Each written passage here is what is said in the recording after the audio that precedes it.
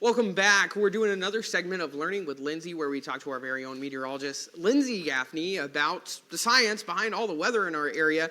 Lindsey, today we're talking a little bit about the upcoming severe weather season, getting a little hint of it this week.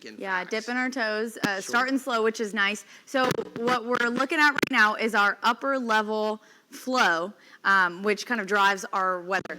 First, this little low pressure system, we've talked about that before. It's a trough, which means it's like a area of low pressure. I just said that. Anyway, sorry. Trough axis is this black dotted line, and that's a positive axis, which means it's not quite hit its mature stage. So let's go over the next slide.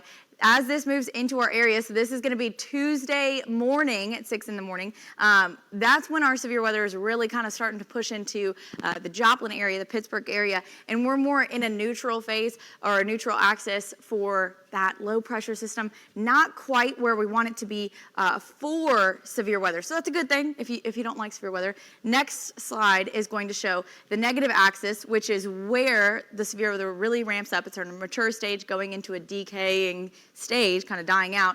And you can see the main threat is going to be for Arkansas, Louisiana, and Mississippi. That's where the big severe weather is happening. Now, on top of that, our next slide is going to show, this is messy, it's called a SCUT, it's a sounding, and that's what we use to measure the atmosphere. So I'm going to zoom in to what I'm going to be talking about. For the morning, because that's when we're getting our severe weather, is Tuesday morning. There's a lot that goes into it for the morning side of severe weather. Why we don't typically see a lot of threat in the morning storms is because we're looking at two different caps. And I'm sure you've heard Doug Heddy talk about caps before.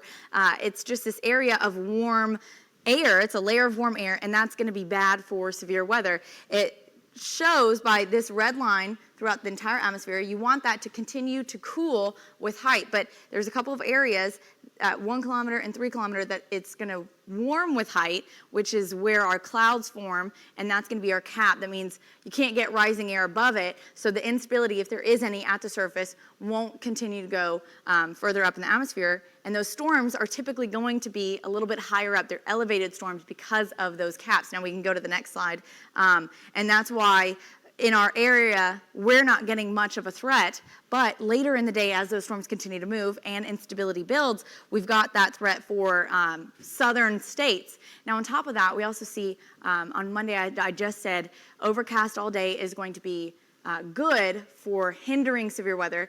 But just like the Joplin tornado, it's the only one I can think of off the top of my head, is it was beautiful weather right before the tornado hit because the cap broke, clouds broke, and we got a lot of instability kind of shooting up in the atmosphere, sure. Really just like instabilizing our area, destabilizing our area. Yeah, absolutely. So it's just something to realize, like if it's a nice weather and we're expecting severe weather that day and it's nice outside. Yeah, if you know a front's going to be coming through, definitely don't want sunny skies. Absolutely. We'll be right back.